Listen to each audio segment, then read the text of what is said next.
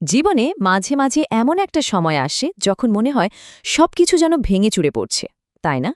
কিন্তু কি হবে যদি এই ভেঙে পড়াটা আসলে শেষ না হয়ে বরং একটা নতুন আরও সুন্দর শুরুর ইঙ্গিত দেয়? চলুন আজকে আমরা এই বিষয়টাই একটু বোঝার চেষ্টা করি। কিভাবে ঐশ্বরিক পথনির্দেশনায় নিজেকে নতুন করে গড়া যায়। এই কথাটা দিয়েই আমাদের আজকের আলোচনা শুরু করা যাক। এটা কিন্তু আমাদের পুরো আলোচনার একদম মূল কথা। জীবনে যখন সবকিছু ভেঙে পড়ে আমরা ভাবি এটা হয়তো কোনো শাস্তি, কিন্তু আসলে কি তাই? আল্লাহ হয়তো তখন আমাদের ভেতরের অহংকার, পাপ, হতাশা এইসব পুরনো স্তরগুলো সরিয়ে সেখানে আন্তরিকতা, নম্রতা আর তার উপর ভরসার মতো সুন্দর জিনিসগুলো দিয়ে নতুন করে গড়তে চান। তো প্রশ্নটা হলো, নিজেকে এই যে নতুন করে গড়ার কাজ, এটা ঠিক কোথা থেকে শুরু হয়? কিভাবে বোঝা যায় যে এখন বদলানোর সময় এসেছে? দেখুন, এই পুরো প্রক্রিয়াটা শুরু হয় কিছু বিশেষ চিহ্নের মাধ্যমে। এগুলোকে শাস্তি ভাবার কোনো কারণ নেই, বরং এগুলো আল্লাহর পক্ষ থেকে পাঠানো একটা আমন্ত্রণ। তিনি যেন খুব আলতো করে আমাদের ভেতরটা নাড়া দিয়ে বলতে চান যে জীবনের উদ্দেশ্যটা আরও অনেক বড়। এই চিহ্নগুলো কিন্তু খুব ইন্টারেস্টিং। যেমন ধরুন, জীবনের প্রতি ভেতর থেকে একটা গভীর অস্বস্তি কাজ করছে, বা আগে যেসব ভুল বা পাপে কিছুই মনে হতো না, এখন হুট করে সেগুলোতে অপরাধ বোধ জন্মাচ্ছে। আবার যেসব দুনিয়াবি জিনিসে একসময় খুব আনন্দ পাওয়া যেত, সেগুলো এখন কেমন যেন অর্থহীন লাগছে। এই সবই আসলে আত্মার একটা চিৎকার। সে তার সৃষ্টিকর্তার কাছে ফিরতে চাইছে। এগুলোই হলো পরিবর্তনের জন্য আল্লাহ সেই মৃদু ডাক। আচ্ছা, পরিবর্তনের পথে সবচেয়ে বড় বাধাটা কি জানেন? সেটা হলো আমাদের ভেতরের অহং বা নফস। আর এই অহংকারের একমাত্র প্রতিষেধক হলো নম্রতা বা খুশু।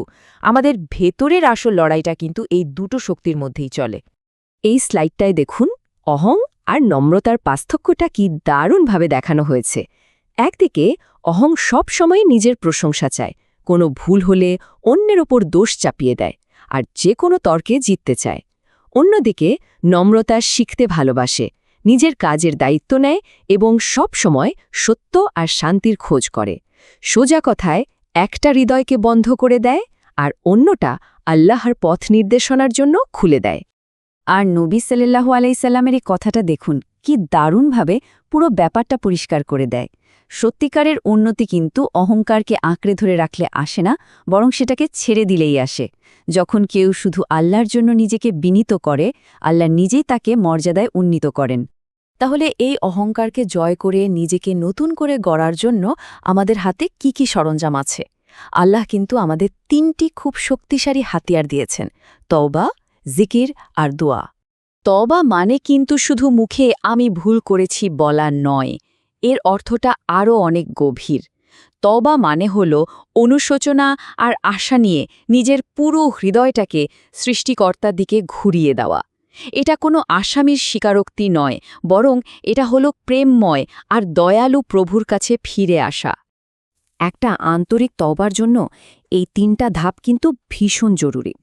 প্রথমত, নিজের ভুলের জন্য গভীরভাবে অনুতপ্ত হতে হবে। দ্বিতীয়ত, সেই ভুল কাজটা সঙ্গে সঙ্গে ছেড়ে দিতে হবে। আর সবশেষে মনে মনে দৃঢ় প্রতিজ্ঞা করতে হবে যে ওই ভুলের পথে আর কখনো ফিরে যাওয়া হবে না। এই তিনটা জিনিস একসাথে হলেই তওবাটা অর্থবহ হয়ে ওঠে। আর এই আয়াতটা আমাদের কি অসাধারণ একটা আশা দেয় ভেবে দেখুন। এখানে বলা হচ্ছে, আল্লাহ শুধু তওবা গ্রহণই করেন না, বরং যারা বারবার তওবা করে তাদের তিনি ভালোবাসেন। মানে আমাদের ভুলের জন্য তিনি বিরক্ত হন না, বরং আমাদের এই ফিরে আসার চেষ্টাটাকেই তিনি অনেক পছন্দ করেন। তওবার পরে মনটাকে নতুন করে গড়ার জন্য আছে জিকির আর দোয়া।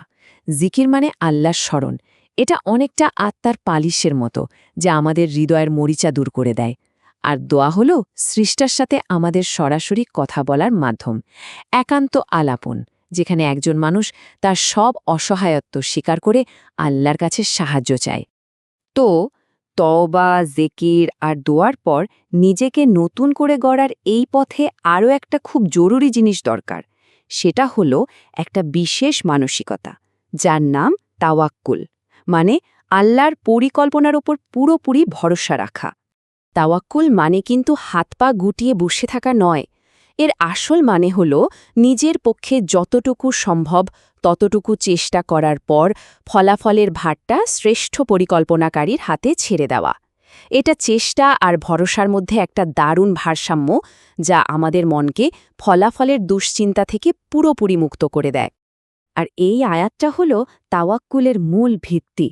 কি চমৎকারভাবে এখানে বলা হয়েছে, তাই না? এমন হতে পারে যে আমরা কোনো জিনিসকে খুব অপছন্দ করছি, অথচ সেটাই আমাদের জন্য ভালো। আবার এমনও হতে পারে যে কোনো জিনিসকে খুব ভালোবাসছি, কিন্তু সেটাই আমাদের জন্য ক্ষতিকর, কারণ আল্লাহ জানেন, আমরা জানি না। জীবনের কঠিন সময়গুলোতে এই বিশ্বাসটাই কিন্তু সবচেয়ে বড় শক্তি। এখন প্রশ্ন হল, এই পুরো যাত্রার শেষটা কোথায়? এর চূড়ান্ত লক্ষ্যটা কি? লক্ষ্য হল সেই মানুষটা হয়ে ওঠা যার জন্য আল্লাহ আসলে আমাদের সৃষ্টি করেছেন, আমাদের সত্যিকারের সত্তাটাকে খুঁজে পাওয়া। তবে একটা বিষয়ে আমাদের সবার পরিষ্কারভাবে বোঝা দরকার, এই নিজেকে নতুন করে গড়ার যাত্রা মানে কিন্তু একদম নিখুঁত বা পারফেক্ট হয়ে যাওয়া নয়, কারণ মানুষ হিসেবে আমরা ভুল করবই। আসল ব্যাপারটা তাহলে কি? আসল ব্যাপারটা হল নিয়তকে বিশুদ্ধ করা। আমাদের যে কোনো কাজের পেছনের উদ্দেশ্যটা কি, সেটাই সবচেয়ে গুরুত্বপূর্ণ। কাজটা কি মানুষের প্রশংসা পাওয়ার জন্য, নাকি আল্লাহর সন্তুষ্টির জন্য? আর সবচেয়ে জরুরি বিষয় হল, যতবারই আমরা হোঁচট খাই না কেন, যতবারই পড়ে যাই না কেন, বারবার তার দিকেই ফিরে আসা। আমাদের এই ফিরে আসার চেষ্টাকেই আল্লাহ সবচেয়ে বেশি ভালোবাসেন। চলুন এই গভীর আর আশার কথাটি দিয়েই শেষ করি। যখন কোনো মানুষ আল্লাহর দিকে এক পা হেঁটে যায়, তিনি তার দিকে দৌড়ে আসেন। তার মানে নিজেকে নতুন করে গড়ার এই পথে আমরা কেউই একা নই। আমাদের প্রতিটা ছোট্ট প্রচেষ্টার জবাবে তার রহমত আমাদের চেষ্টার চেয়েও দ্রুত বেগে এগিয়ে আসে। প্রশ্ন শুধু একটাই, আমরা কি সেই প্রথম পদক্ষেপটা নেওয়ার জন্য প্রস্তুত?